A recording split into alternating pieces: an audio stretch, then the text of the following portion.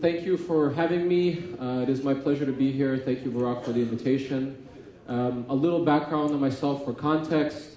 I was born in Ukraine. My parents took me to the United States, to Silicon Valley, when I was 8 years old. So I grew up in Silicon Valley. I'm 75% American.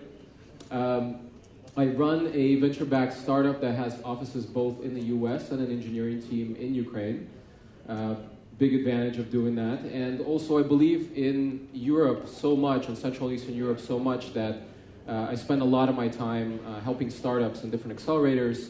500 Startups Worldwide, who's one of our investors as well. Happy Farm in Ukraine, Tech Peaks in Italy, Innovation Nest in Poland, and some other ones as well. Last December, we put on a major conference called Startup Adventure in Kyiv. And the market is so ripe and rich there that we got almost 2,000 people first time out of the gate. This year we'll be doing more of that. Now before I jump in, as you know, there are a lot of things happening in Ukraine right now. In the last 3 days, 40 people, or over 40 people have been shot. So I came here from Kyiv on Tuesday, and I can't not mention this. So I want to take 10 seconds of your time for you to show your support and maybe tweet this out and support Kyiv and support Ukraine, which is just a couple of hours north here. Right. So now let's dive in a little bit deeper. So Silicon Valley funding stack looks pretty much like this. At the very bottom end, you bootstrap, or you have your friends, family, and fools that give you your first money. Accelerators have really taken up the next step, where it's pre-product, sometimes pre-traction, certainly, and they fill that gap and get the entrepreneurs to the next level. Angels and seed VCs are taking up the next space, so about 10, 15, 20% of the accelerator graduates, sometimes directly, become the investment candidates for the angels and the small VCs. Then you have your traditional 100 million plus VC funds. And then finally you have growth equity, and if you're really good, you graduate to get acquired at some point, or you IPO, right? So this is kind of the traditional step ladder in Silicon Valley and more of the, let's say, maybe New York, parts of London, etc. Now, in Europe, the picture is a little bit different, right? At the very bottom end, bootstrapping is quite tough for a lot of entrepreneurs. They don't have enough money saved up to do that. Friends, family, and fools, also hard to come by, right? You certainly have lots of accelerators. There's about 120 different accelerators all over Europe, of various different qualities, but there's probably top 10 that are actually really high quality with great worldwide mentors and actually invest money, not just advice, for a large percentage of the startup. What you don't have a whole lot of, and it's very faint on purpose, is you don't have a whole lot of angels and seed VCs, especially seed VCs, right? Institutional, other people's money being invested at the seed stage, highly, highly risky, right? And you do certainly have a certain amount of $100 million plus funds, but there's not enough companies graduating up to that level, right? Because they're not being supported enough at these first steps. Growth equity is certainly there, especially in Russia. There's plenty of big money, big funds that are over $500 million worth, but they need to write big checks into companies that are worthwhile. And then you have some M&A, but the problem with the M&A, it usually leaves to the US. Right, M&A and IPOs, right? So a couple of things, a little history lesson, right? So the 2001 dot-com crash. A couple of things happened in Europe. First and foremost, the US VC funds ran away from Europe almost entirely. In the dot-com boom, there was plenty of activity in Europe. Right after that, VCs were so scared, US VCs were so scared that they just went home, right? And over a few years, gradually 2004, 2005, activity started going again. And the domestic VCs in Europe, only a few of the very strong survived, right? So it is really a buyer's market in Europe for venture capital. Just now, things are really starting to pick up again. Meanwhile, the world has really changed, right? Whereas before, you looked at pretty big rounds, Series A, the entire thing has changed. The distribution models have changed, right? So the large funds are based on $5 million plus investments in the first round, and they predate all the distribution networks that happen to come about in the last 10 years or so, right? Amazon Web Services allows startups to get up and running almost free. There's the iTunes, there's the Play Store for distribution, there's PayPal for payments. All of these things did not exist in the first wave. I know I was there, and it took us a year and a half, and many millions of dollars to get a first version of a product out. Right? So traditional funds and the traditional VC model was really formed for that. So what do you get? You get limited big deals, right? You get limited exits, and that means that most regional funds are just too big to provide good returns to LPs. So what does that mean? It's going to be more and more difficult for VCs to raise money, and the whole cycle is kind of a downward spiral. So it is a fact that yesterday's seed investments are today's Series A and B, as far as the amount of money.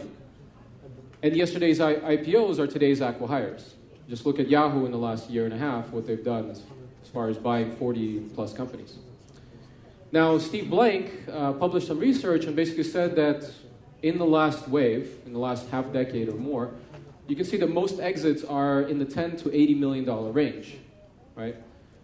So obviously you all know Y Combinator, right? The magical Y Combinator, right? This is the magical place, #1 accelerator by results in the world, you can say, #1 as far as applications, the most selective, etc.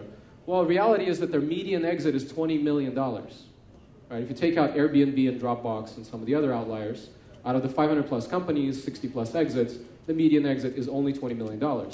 And guess what? At demo day, most of the companies are told to raise their seed rounds, essentially, at a 12 million cap convertible note. Right? So there's not a whole lot of room. And there are lots of investors now in Silicon Valley that are not really happy with going to the Y Combinator demo day. They're not as enamored and in love with Y Combinator anymore because they think the startups are overpriced based on their performance. So if you look at the minimum acceptable, how many LPs are in the room? Any LPs in the room? No? Okay. So VCs go and pitch LPs and they say, okay, we're going to produce 20 to 40% IRR. Right? So 20% being the minimum acceptable for the risk and the amount of time they have to lock up the LP capital. So that means 6 times cash-on-cash return. That means a $300 million traditional fund has to return $1.8 billion in returns to the LPs. Right? Well, guess what? The model is so broken that even in Silicon Valley, to be in the top quartile, the top 25% of the funds only return 2.1x. Right? So the model is not just broken in Europe with the current economies and economics of startups here, but in the US, this came from a friend of mine at a big fund. He surprised me when he said, guess what? You don't have to produce even 6x here. If you do 2.1x, you're good in the US, right, in Silicon Valley. So the reality is that classic VCs are chasing $300 million exits, right? And they have a very small portfolio to actually do that, right? The $300 million fund requires several exits in the $300 million range and a few more to actually produce any kind of results. So I ask you, do you feel lucky, right? So now the case is that Europe actually produces higher multiples than the US, right? According to some research Early Bird published a couple of years ago. Now the exits are 25% smaller, but the entry valuations are 3 to 4 times lower. I can tell you that a net same startup in Europe that's raising money at $1 million valuation, in Silicon Valley would be doing that at 5, right? So we know that Europe produces 50% as many exits as the US, right, by number, on a full 1/3 of the $100 million plus exits, with only 20% of the venture capital. So that's actually pretty attractive, right, for venture capitalists. So if you take a look at the median cash-on-cash exits for 100 million plus, right, we're talking about the home runs, the US gets about a 4.5x cash-on-cash exit, whereas Europe gets a 7.2x on average, or median, rather. Right? So again, building the case for European seed investment. And I call it seed because it's talking about little money. Now the other thing too, at the same time, what's been happening is, since the first wave into the second wave, you actually have much more experienced entrepreneurs. You get second-time or repeat entrepreneurs. Whereas in 1998, that number was only 7% of the founders were experienced repeat entrepreneurs. In 2007, we already crossed the 50-50, and now we're probably well over, right? Now, the other thing is you have latent entrepreneurs. So these are people that are interested and educated and qualified to be entrepreneurs, and that number is growing, but they're not yet actually active as entrepreneurs. Right? So that pool is growing. So from all standpoints, you have a growing market, you have great economics from the standpoint of venture capital in Europe. It's very attractive. And therefore the deal flow, right, the opportunities for investors in Europe are growing at about 12% a year. All these things, this is great news, right? For everybody in the room that's in venture capital. So 500 Startups has, Dave McClure has a pretty famous approach he calls Moneyball, which is placing many little bets. I have a slight twist on that, and I call it blackjack. I call it blackjack because you get a chance to both split, where you're doing a lot of investments, and you can do multiple investments in the same theme, right? Multiple bets on the same theme. And you can double down, which is you can actually, instead of just preserving or not getting diluted too much in subsequent rounds, you can actually increase your percentage of ownership because the valuations scale up much slower in Europe than they do in the US. So a typical blackjack 3-stage investment in Europe might look like this, where you invest $100,000 at $1 million post-valuation, gives you about 10%, right? In the second round, it might be a $4 million valuation with dilution and another $200,000 double-down investment. You get about 12.5% ownership in the company. And then a third check might be $500,000 at an $8 million valuation, and that'll give you 14% ownership. So you're actually de-risking and coming into this and getting more and more ownership in the company, right? So it requires some certain terms and pulleys and levers to be pulled by the VCs and the term sheets. But this is possible, very doable, and very, very good for the entrepreneurs in Europe. So in result, what is the math that we get from this approach? For a $30 million exit, you get 5.25x, right? It's pretty good. That's kind of an average exit. 50 million, it goes up to 8.75x. And with a $100 million home run, you get a 17.5x return, right? And these numbers are doable in Europe. You don't have to try to get lucky and try to find things that are hard to find, right? This is a repeatable model. All the investors are looking for entrepreneurs that have a repeatable, scalable model. Well, why not on the VC side? Right, so when a typical fund needs at least 2 30x exits out of 10 or 20 in their portfolio, this blackjack approach gives you many more chances to win. And you don't need such big exits, right? So that's the approach. So my time here is short. I don't want to keep you. There's lots more information, but I'll give you 2 things to come catch me and talk about. First of all, we believe in the region, and we're putting on an invitation-only investor conference on the Black Sea this September. So come talk to me if you're interested. I'll tell you more about it. Calling it the Investor Harvest. And don't worry, I'll tweet out the slides as well. So just catch me on Twitter.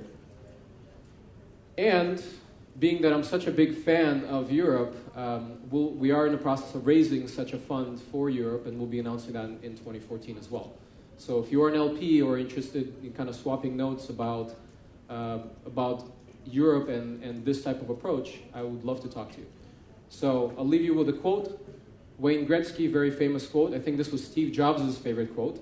Said, "I skate to where the puck is going to be, not where it has been." So with that, thank you very much. If you want the slides, please follow me on Twitter, and I will tweet them out shortly. Thank you.